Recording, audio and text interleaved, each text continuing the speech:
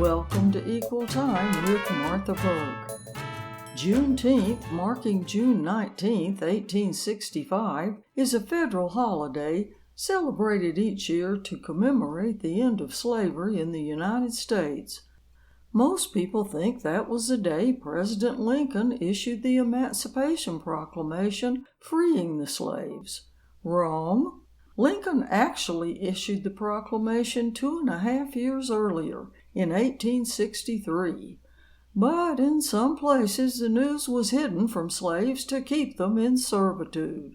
One was Galveston, Texas, where black people remained in slavery until 1865, when 2,000 federal troops arrived on June 19th to belatedly deliver the news of freedom. That date stuck, but it took another 150 years for it to be officially recognized, joining Martin Luther King Day as one of the only 2 federal holidays honoring Black Americans. Juneteenth still might not be a national holiday but for one fearless woman, Opal Lee. In 1977, Lee helped found the Black Historical Society in her hometown of Fort Worth, Texas. As part of their annual Juneteenth celebration, she often walked 2.5 miles, representing the number of years Texas enslaved people had to wait before they knew they were free.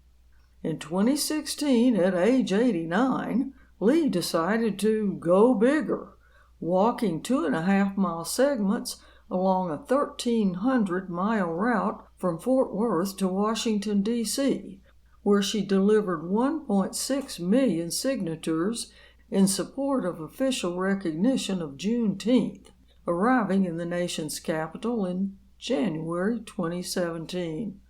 4 years later, it finally happened. Lee stood next to President Biden at the White House. In 2021, he signed the bill designating Juneteenth a national U.S. holiday. But that's not the end of the story. The next year, when Lee was 95, she was successful in getting the $70 million National Juneteenth Museum approved and funded. It'll be open in Fort Worth on Juneteenth 2024. So, however you spend Juneteenth, be it a picnic, church service, commemorative ceremony, or just enjoying an official day off, don't forget about Opal Lee, the woman who made it possible. Thanks for listening to Equal Time. I'm Martha Burke.